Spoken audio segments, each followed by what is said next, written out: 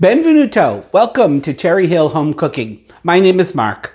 Today we're gonna go back to my childhood and the comfort food my mom used to make. She called it Hamburg and Potato Casserole. Really simple, delicious, fast dish. Will feed an army. The recipe I'm gonna give the measurements for is for about 4 servings. I would definitely double it. It's even better the next day, and it makes great lunches and so on and so forth. So, what are we going to need for our Hamburg and potato casserole? Well, of course, we need Hamburg. All right, so I've got just a little bit more than a pound of 85-15 ground beef. I've got, again, for this recipe, I'm going to say 2 large russet potatoes. All right, these were really large. I would say about 3 pounds total. All right, so Hamburg potatoes. We're gonna need some frozen peas. We're gonna need some cheese. You can use literally any type of cheese you like. I'm gonna use sharp white cheddar today. I've used Swiss in the past, which is really good. I've used a yellow cheddar. You could use, say, a nacho flavored cheese, which would kind of give this a Mexican feel to it. But again, any type of cheese you want. As far as our spices, we're going to need some Worcestershire sauce, or our flavorings. Spices, we're going to need, of course, some salt and pepper. I've got some granulated garlic here. We're also going to need 1 large white onion. We're going to need some cornstarch to thicken it up a little bit. And of course, we're going to need some oil to get our potatoes frying and our hamburger going and our egg. And we're going to need, well, my mother always used half and half. I had half and half on hand, so we're going to keep it true to her recipe. But you could use milk, you could use whole milk. This is probably even one of those recipes. You could even go down to 1% milk. Skim milk isn't going to give you that little bit of fat that it needs to kind of give you that mouthfeel of everything all together. But we're going to use half and half today. And some accent. Now, the way my mother would have done this, or the way that she did do it, she would take her ground beef like this. This is optional. Some people have a problem with MSG, which accent is. It's a flavor enhancer. So she'd put it on the plate like that. She'd give it a little sprinkle. And then turn it around a bit. And then give it another little sprinkle. And she'd cover it and put it aside till we needed it. All right, we'll just quickly go over our veggies. Again, this is how you want to do it. I happen to like them in, cubes or slightly cubish. Important thing is, if you got a little bad pot there, cut it out and throw it in the sink. The important thing is you want your potatoes to probably be about a consistent size. All right, so that they all start to cook or cook at the same time. All right, so just cube it up.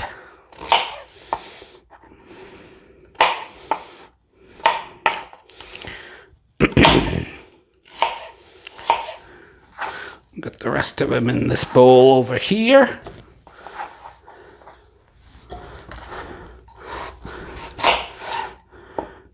That one looks good. So again, about probably a total of 2.5 to 3 pounds of potatoes for a pound of ground beef. Of course, if you double this, just double all the ingredients. The measurements, I should say. All right, so we got that done. And then for our onion, just going to give it a rough chop.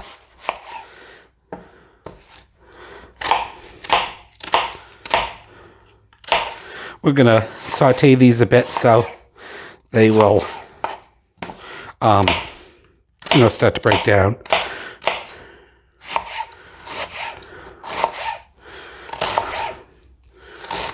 All right, that's all we really need for our prep. So we'll be back in a minute and we'll get cooking.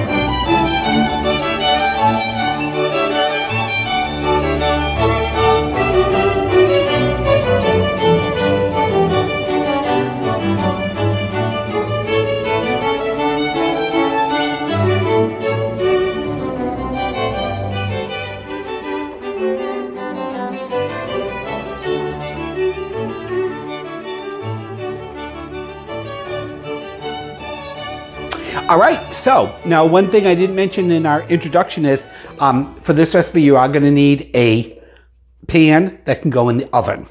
All right, so that we can make this a one pot meal.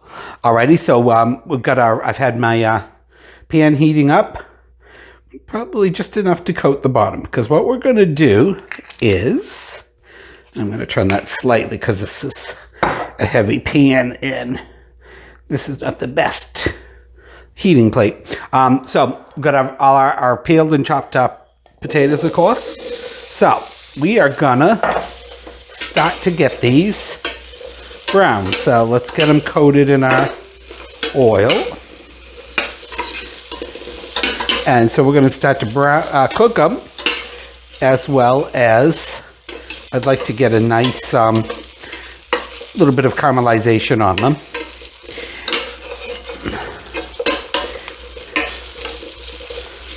I suppose if you wanted, you could kind of parboil these, but again, my mother always did it just in the pot, and I think the caramelization really adds some extra flavor to the whole recipe.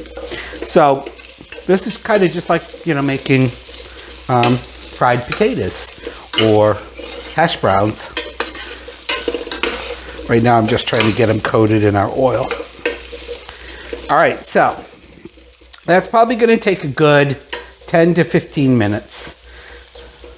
So we're going to just kind of let them sit there, keep an eye on them, give them a turn every once in a while, and we want to get some brown on at least two of the sides. So the reason we want, I said, yeah, we want a pan that can go in to the oven. We're going to bake it at the final stage of this is to, you know, once we put the cheese on it, we're going to get the top of the cheese nice and browned, and it'll finish baking. So we're going to put this in the oven. All right, we'll be back in a little bit. Okay, we've been cooking these for just about 10 minutes. We got a little nice caramelization on the potatoes, some in our pan. They've softened up a little bit. All right, so at this point we're gonna remove our potatoes.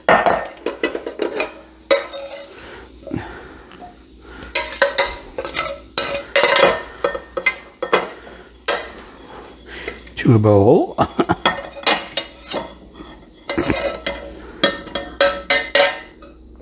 That's heavy. All right, we're going to cover them with some tin foil, keep them warm, and they'll continue to cook a little bit more.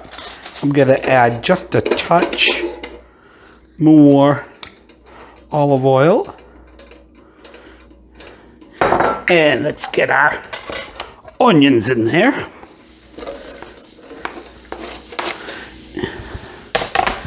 And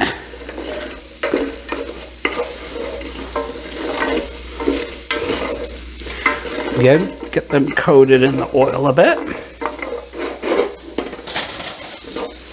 We'll just give them a quick sweat. They're going to cook along with the hamburger as well. But they keep jumping out.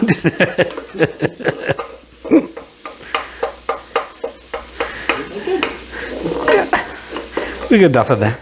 It's this pan is frustrating me on this burner.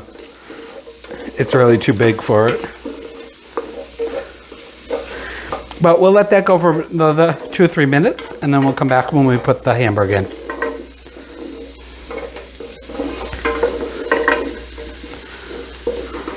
All right, before we put our meat in, I'm just going to give this a little dash of salt and pepper. This is in addition to what's in the recipe. And a couple pinches of salt. So we get everything nicely flavored. All right, and then I'm just going to go in with our ground beef. I'm going to turn this up to max again, however your stove is. But this little hot plate is not accommodating this pan. All right, so the next step in this, we want to get this nicely browned. As we brown it, it will release some fat and liquid, and that will pick up all those nice brown spots, the nice brown caramelization we have on the bottom of the pan. And so you don't have to sit and watch me brown ground beef, we'll be back in about 10 minutes.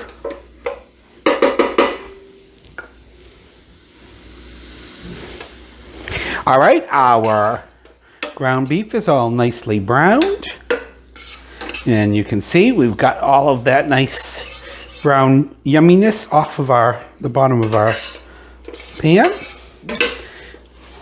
I've tasted it. It's delicious. So of course, give it a little taste.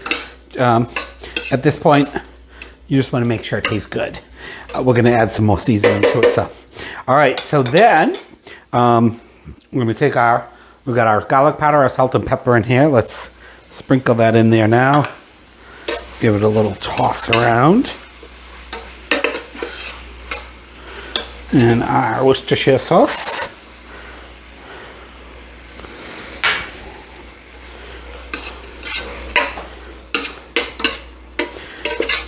Just get it coated in there. Now I always keep the peas frozen. I haven't defrosted them or put them in the microwave or anything, because I find that helps it them not break up when we start to mix everything together. So we got our sauteed potatoes in here. Let's get them back in the pot.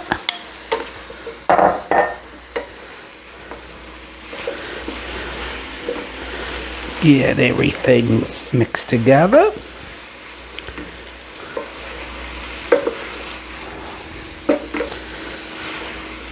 Ooh, it smells delicious.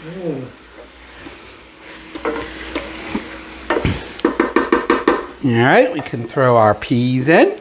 I'm using 2 cups of frozen peas. 1, because that was what was in that package. So I figured I might as well use them all.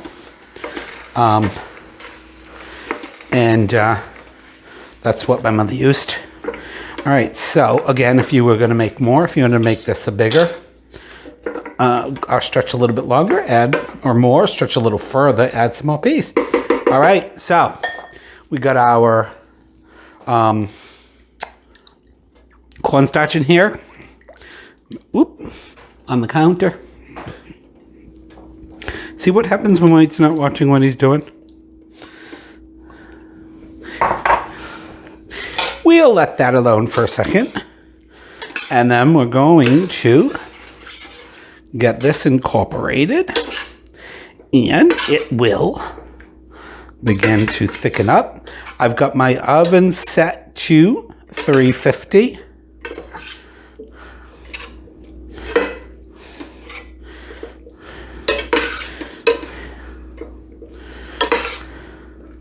I'm just trying to get everything coated.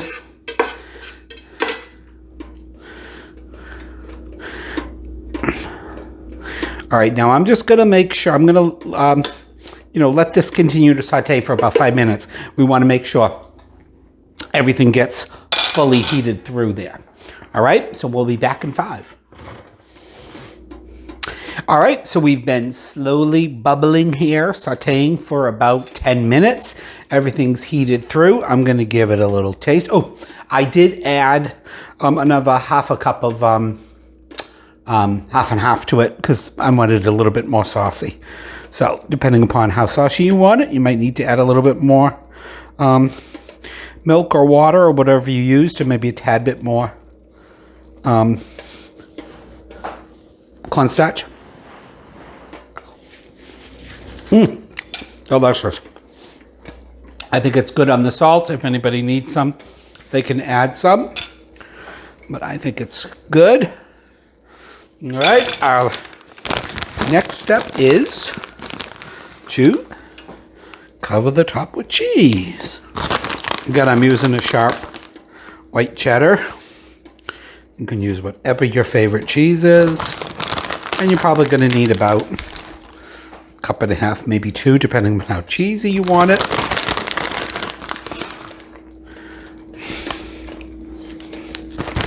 Wait, laughing at because I'm sure I'm making a face here because nothing will stay in the pan tonight. The messiest cook. I'm sorry. I don't know. I mean, maybe I'm just hungry. And I'm going to leave him a little bit of cheese in case he wants to make some eggs for himself for breakfast. And we got about a half a cup on the counter anyway, so. All right, so we got our oven set to, that's off. We got our oven set to 350.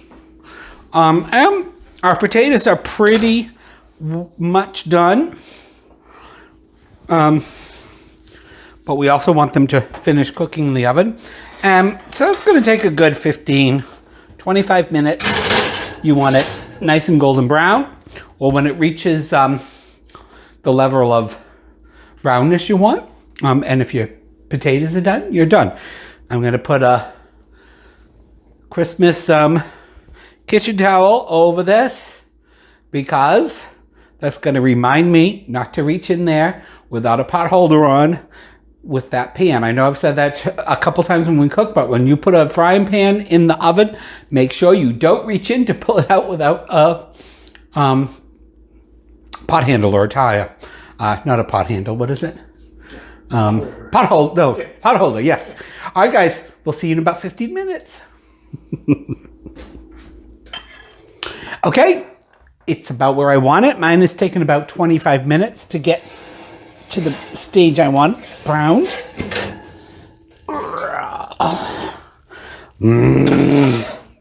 What smells delicious. Like I said, that's at the stage I like it about. If you want to let it go a little further, you're certainly welcome to. Of course, it's your dinner. I'm going to test it. Let's make sure our potatoes are done. Yep, they all look good to me. All right, with any casserole, you want to give it, a cool down period. So, maybe 10 minutes or so that when you cut it, all your hard work won't just fall into a flat mess.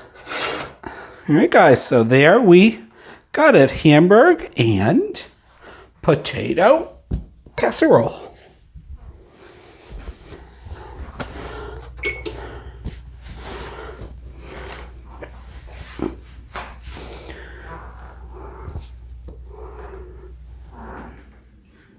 Okay, it's supper time, yay, because I'm hungry. First of all, ignore that mess in the background if the camera is picking that up. We have not finished decorating for the holidays. We're getting close, but... You right? Let's dig in. My kind of meal. You always meat have like a potatoes. casserole. Oh, yeah.